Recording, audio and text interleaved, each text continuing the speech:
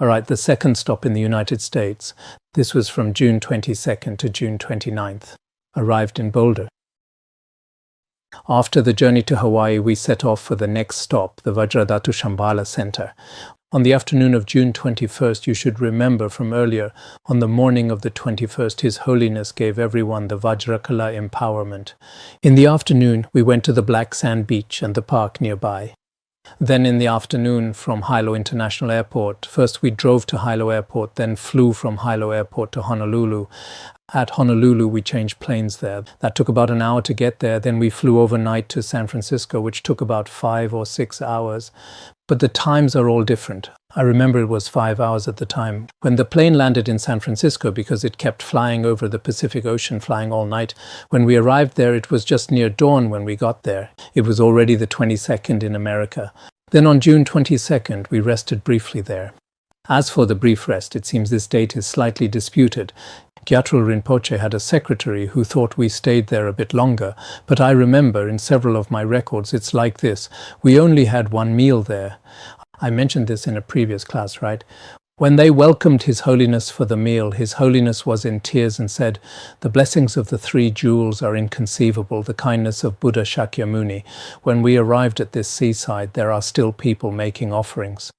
I originally wanted to record this, but later thought Westerners might not accept it. Obviously, we're the ones hosting, yet you're talking about Buddha's blessings. So later I didn't include it. Then we rested there for a while, not a very long time though. At that time, many people from America, including Venerable Gyatro Rinpoche, that's the Gyatro Rinpoche wearing yellow robes. This year, when I was writing A Journey to the West, when I got to the middle part, he passed away. That Gyatro Rinpoche, he passed away in his 90s. He will appear frequently in what follows. They all started arriving there. Then the plane flew to Denver, Colorado. Actually, if you look carefully at His Holiness's itinerary at that time, it was quite exhausting. Sometimes we fly from one place to another. Just a 2-hour flight makes us feel very tired. Changing planes there, then changing again, resting there, then flying to Denver, Colorado. The flight took about 2.5 hours. Finally, the plane began to descend slowly over the continuous mountain ranges, and at last landed at Stapleton International Airport in Denver. That Stapleton Airport, there should be a photo of it. It stopped operating in 1995. Now it's no longer an airport, I believe. However, our final destination was Boulder, which was still an hour's drive from there. Boulder is a small town at the foot of the Rocky Mountains. The environment is extremely beautiful, quiet, yet full of vitality. The whole city is like a giant garden. You can also see this in the photos. As we drove all the way from the airport, it felt like driving from the plains into the mountains. The car climbed over one hill after another, and along the way there were many towering trees and houses of various styles.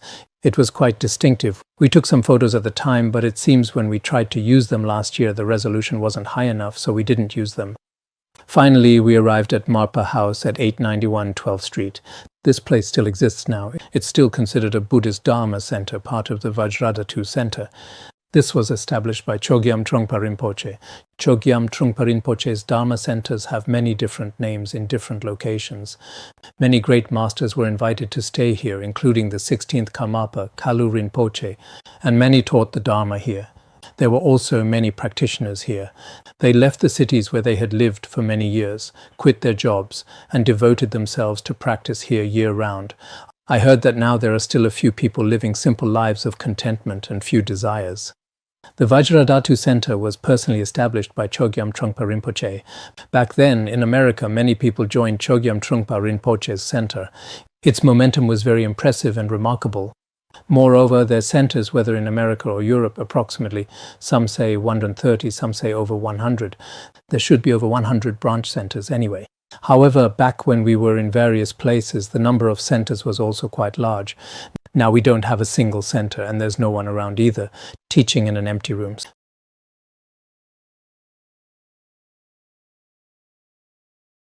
So sometimes people experience the fall of impermanence. Sometimes there are many centers and many people, and sometimes in a small room. Then the connection was cut for a long time without notice.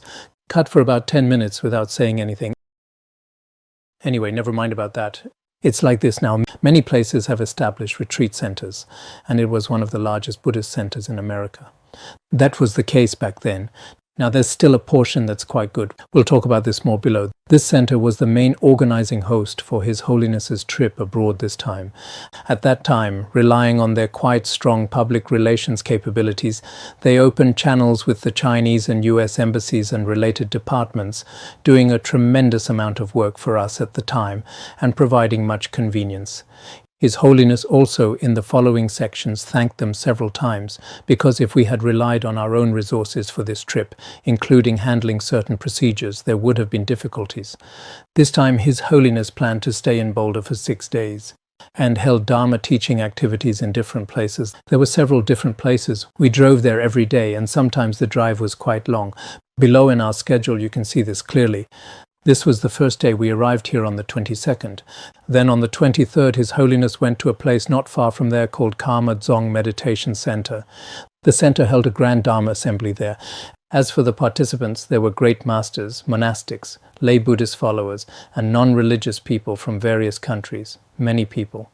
In the stately hall, His Holiness sat on a high throne. When the organizers gave the opening remarks and introduced His Holiness, I remember there was such a passage. His Holiness is an unsurpassed great scholar and great enlightened master in today's Tibetan areas. The West also sometimes uses great. I don't really like to say great. Generally, praising with words is not very good. He has perfected the Mahayana and Tantrayana teachings in all 4 schools of Tibetan Buddhism. He is the embodiment of all Buddhas. Just by hearing his speech or seeing his face with pure faith and seeing His Holiness's face, one will be able to shut the door to the 3 lower realms. Such an auspicious opportunity is extremely rare and completely comes from the merit we ourselves have accumulated over many lifetimes. At that time, the organizers said something like this. Then, in accordance with the capacity of the audience, His Holiness gave them the following teaching. His Holiness first recited, "With your great compassion you embraced this turbulent and degenerate world and made 500 mighty aspirations. As exalted as the white lotus, whoever hears your name shall never return to samsara. Most compassionate teacher, Lord Buddha Shakyamuni, to you I pay homage." After this verse, first beginning with this praise, to show with what state of mind and conduct I give this teaching, I pay homage to my personal deity, because that day there were also many people from various schools and various religions. His Holiness made clear his own personal deity. Below, His Holiness said this: "The Dharma I'm teaching you is the essence of the Buddha Dharma, the vast and pervasive view of compassion. Because this theme is called compassion in Buddhism, this is not inconsistent with Christianity and other religious traditions. There are several important reasons for me to give this teaching. Previously, when I was in the land of snows, I established this view and unified the 4 major schools of Tibetan Buddhism and other internal smaller branches, showing that they are not contradictory to each other. Indeed, His Holiness previously in the land of Tibet, we can say that in a certain sense there were still some different disagreements among many schools, various kinds. But after His Holiness advocated this, indeed, during the later propagation period, the unity among all schools in Tibet was unprecedented. Certainly, all capable masters and upholders of the Buddha Dharma have the unshakable responsibility to establish and explain this key point concerning the similarities. Personally, I have taken it even a step further, undertaking a special responsibility. At that time, His Holiness did a lot of work on the non-contradiction among all schools and traditions. I have engaged in actual practices to bring all different schools and traditions together in the land of snows and made some efforts. As a result, I achieved quite good results. So I have been acknowledged for this by many great masters in both India and Tibet with unanimous praise. It is still the same now. Now there are many, including various schools in Tibet, not just the 4 major schools. All schools show great respect to His Holiness, including outside our great net of illusion mandala. There are Buddha statues of all schools, and everyone feels that this is truly the founder of the Rhyme movement. For a period of time, everyone has recognized this. Now, as I came to the West, I feel it is necessary for me to elaborate on this idea again, that the 4 major religious traditions thriving in the world, as well as many other religions, indeed lead to the same ultimate understanding. Hinduism, Christianity, Islam and Buddhism are the 4 major religions. That day there should have been various different religions present, so His Holiness's meaning was that after coming to the West, he also hoped that all religions could coexist peacefully. To be specific, every religious tradition unanimously advocates for not harming living beings and additionally benefiting living beings to the best of one's ability. But they are partially consistent, right? We cannot say they are completely identical. If all religious followers, such as those of the four major religious traditions, can uphold the same view and perform the same code of conduct, then the peace of the whole world, the fundamental issue, can be actualized. Everywhere on earth will be blessed with ease and happiness. There is no doubt that all religions share the same purpose for the benefit of this world. This is what His Holiness explained earlier. Now, I will talk about this view from the perspective of Buddhism. Some may wonder, how do you actualize the teachings taught by the Buddha? The Buddha himself answered this question: avoid all non-virtue and cultivate all that is virtuous. This answer encompasses the essence of all the Buddha's teachings. Non-virtue refers to any negative thought or deed that may bring harm to living beings and therefore should be fully abandoned. If not, you will cause more and more suffering to increase continuously. Virtue refers to whatever can be done to benefit self and others either physically or mentally.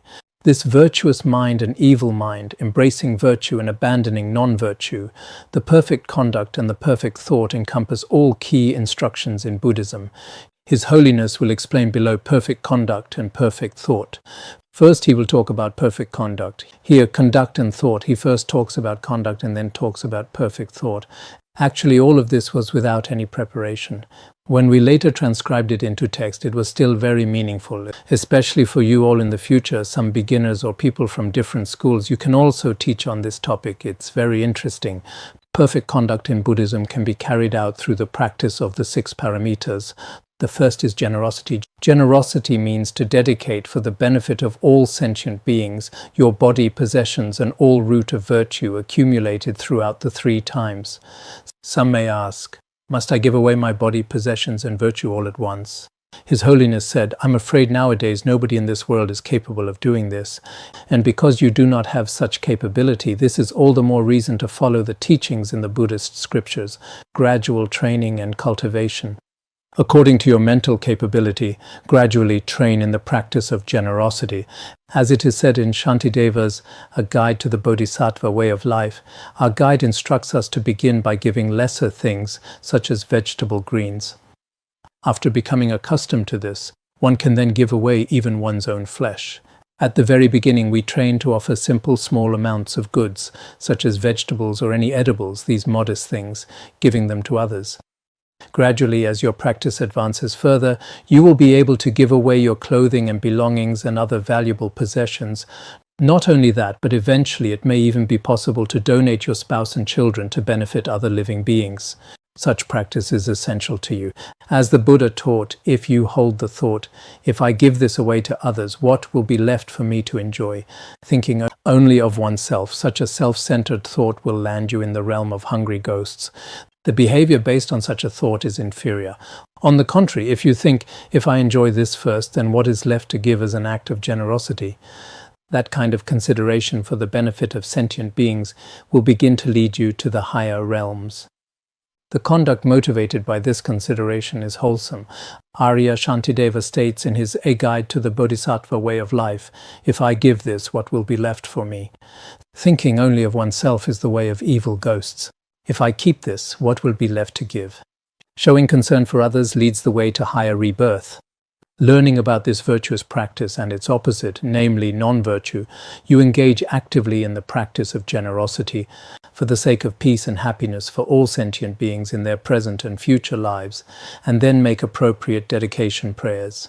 If you persevere in this practice, eventually the stage of a noble being will be reached, the bhumi of the first bodhisattva and above. At that time, when you attain such a noble stage, there will be no difficulty for you.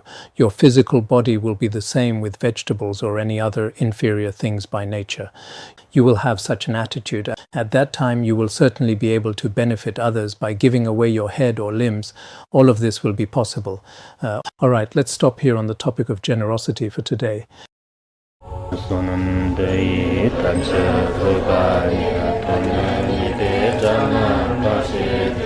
Jirgana jirano chukai Chupun tsulen drowa drowa shao Bandharangara Padma Sodargye